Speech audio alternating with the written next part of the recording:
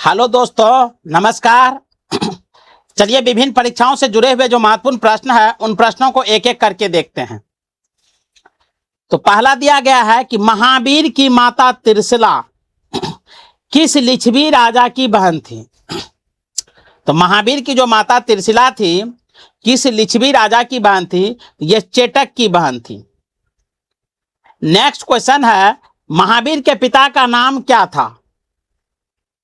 तो महावीर के पिता का नाम सिद्धार्थ था। नेक्स्ट, महावीर के पिता सिद्धार्थ किस वर्ण के थे? तो ये क्षत्रिय वर्ण से जुड़े हुए थे। महावीर के बचपन का नाम क्या था? तो महावीर के बचपन का नाम वर्धमान था। नेक्स्ट है, महावीर के पत्नी का नाम क्या था? तो महावीर के पत्नी का नाम यशोधा था। नेक्स्ट है, महावीर के पुत्री का नाम क्या था? तो महावीर के पुत्री का नाम प्रियदर्शनी था। इंपॉर्टेंट प्रश्न है।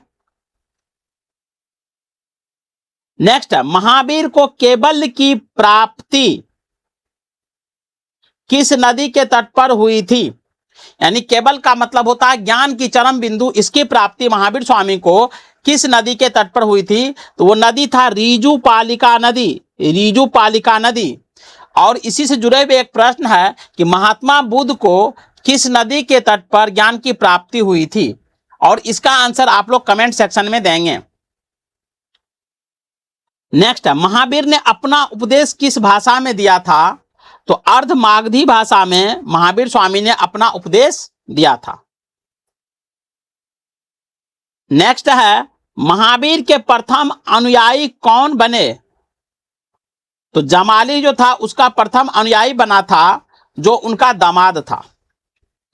नेक्स्ट है, महावीर की प्रथम महिला अनुयायी कौन बनी?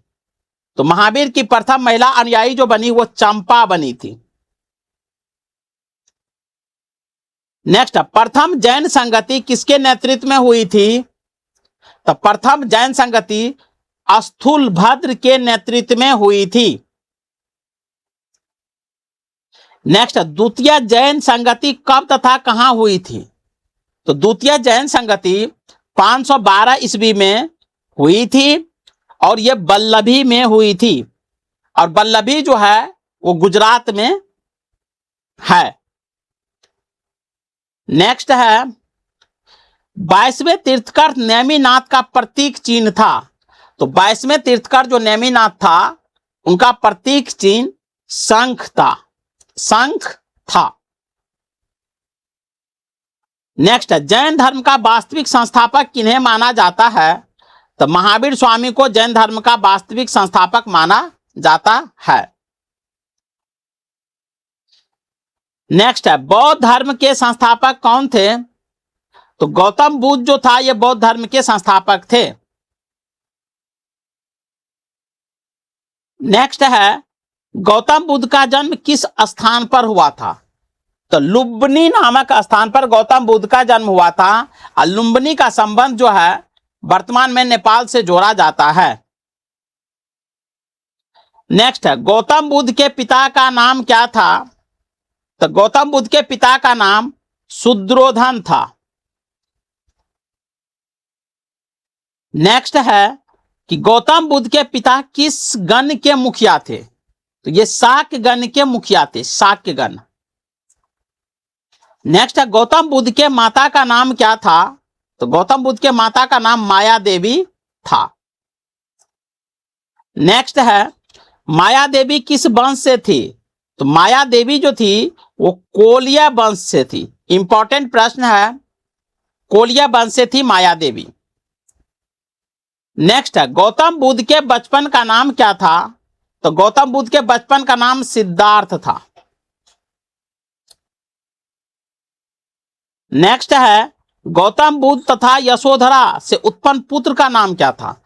या गौतम बुद्ध और उसकी पत्नी का नाम था यशोधरा।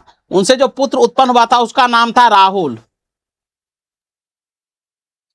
नेक्स्ट है, गिरि त्याग के बाद सिद्धार्थ किस धर्म के विद्वानों के पास गया था? तो जब गिरि त्याग किया था तो सिद्धार्थ जो था किस धर्म के विद्वान के पास गया था? तो अलार कलाम के पास गया था। इंपॉर्टेंट प्रश्न है, वैशाली में ये अलार कलाम के थे, कुटिया थी, उनसे मिलने गया था। नेक्स्ट है, अलार कलाम से किस विषय की शिक्षा ग्रहण किया था? तो अलार कलाम से महात्मा बुद्ध ने सांख्य दर्शन की शिक्षा ग्रहण किया था। आप लोग कमेंट सेक्शन में बताएंगे सांख्य दर्शन के संस्थापक कौन थे। नेक्स्ट है, सिद्धार्थ के प्रथम गुरु कौन थे? तो सिद्धार्थ के जो प्रथम गुरु थे वो अलार कलाम थे, अलार कलाम। नेक्स्ट है, राजगीर से सिद्धार्थ कहां गए थे? तो उरुबेला चले गए थे। राजगीर से सिद्धार्थ उरुबेला चले गए थे। नेक्स्ट है, ज्ञान प्राप्ति के बाद बुद्ध ने अपना पहला उपदेश दिया था। तो ज्ञान प्राप्ति के बाद बुद्ध ने पहला उपदेश दिया था सारनाथ में दिया था।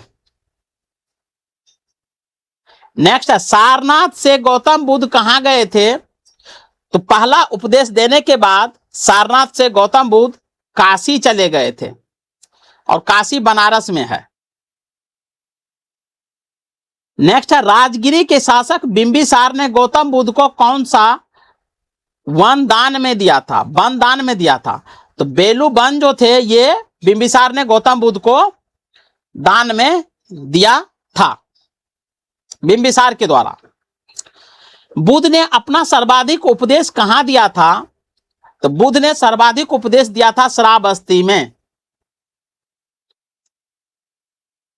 नेक्स्ट है, बुद्ध की मृत्यु को बौद्ध धर्म में किस नाम से जाना जाता है? तो बौद्ध की मृत्यु को बौद्ध धर्म में महापरिनिर्वाण के नाम से जाना जाता है। नेक्स्ट है, बौद्ध संघ में प्रविष्ट होने का क्या कहा जाता है? यानी बौद्ध संघ में जो कोई जुड़ता है या उसका दीक्षा लेता था तो उसे उपसंपदा कहा जाता था, उपसंपदा। नेक्स्ट है, गौतम बुद्ध ने अपना उपदेश किस भाषा में दिया था? तो गौतम बुद्ध ने अपना उपदेश पाली भाषा में दिया था। कमेंट सेक्शन में बताएंगे महावीर स्वामी ने अपना पहला उपदेश किस भाषा में दिया था।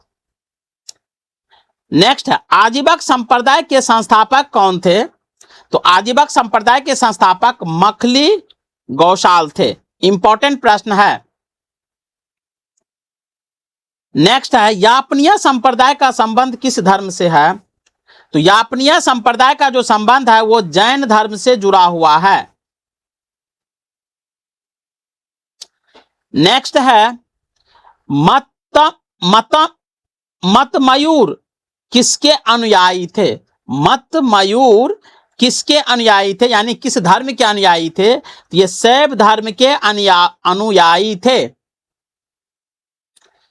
नेक्स्ट, मोहम्मद बिन कासिम के आक्रमण के समय सिंध का शासक कौन था? जब मोहम्मद बिन कासिम का आक्रमण हुआ था भारत पर तो उस समय सिंध का शासक कौन था? तो सिंध का शासक दाहिर था। इंपॉर्टेंट प्रश्न है। नेक्स्ट है कि मोहम्मद बिन कासिम इराक के किस शासक का सेनापति था?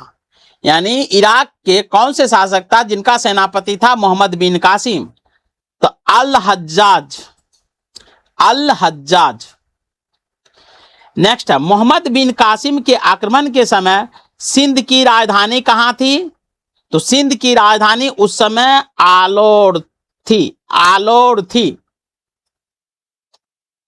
नेक्स्ट है, किस तुर्क सरदार ने गजनी में एक स्वतंत्र तुर्क राज्य की स्थापना की?